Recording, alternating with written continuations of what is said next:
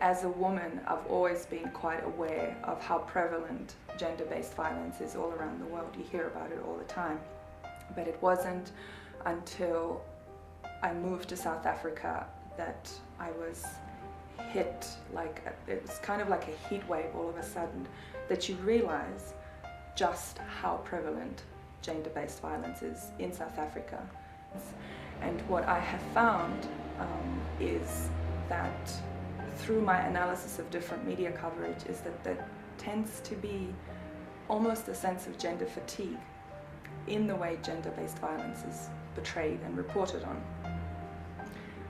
The reason I think that seems to be so is that a lot of the time, at least the media coverage I've been exposed to of gender-based violence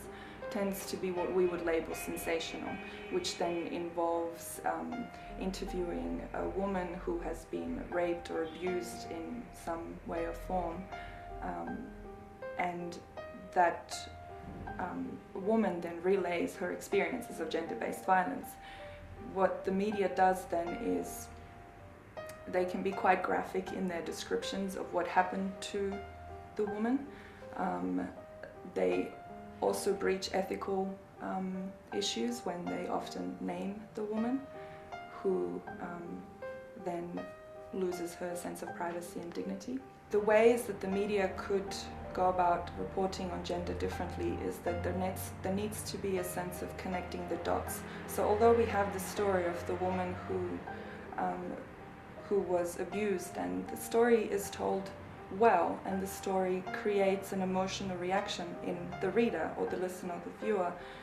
often that's where it stops, and that's when you get gender fatigue, because the reader reads this horrific story and then what do you do with this information? Where do you go from here?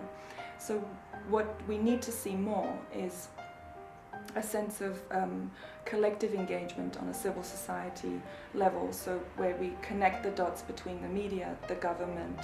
NGO sector, and communicate actual progressive solutions and active urgent solutions to gender-based violence. Element that I've noticed that I would really love to see more of is to hear men's voices. But if we are to understand better what gender-based violence is and why it happens, then you need to include the other 50% of the population, the one that is primarily the perpetrator of gender-based violence against women. So if we give men voices and we ask them what is their understanding of gender-based violence, what is their understanding of gender equality in South Africa, what do they perceive to be important and not important, and what would they want to experience as men that will alter their behaviour towards women,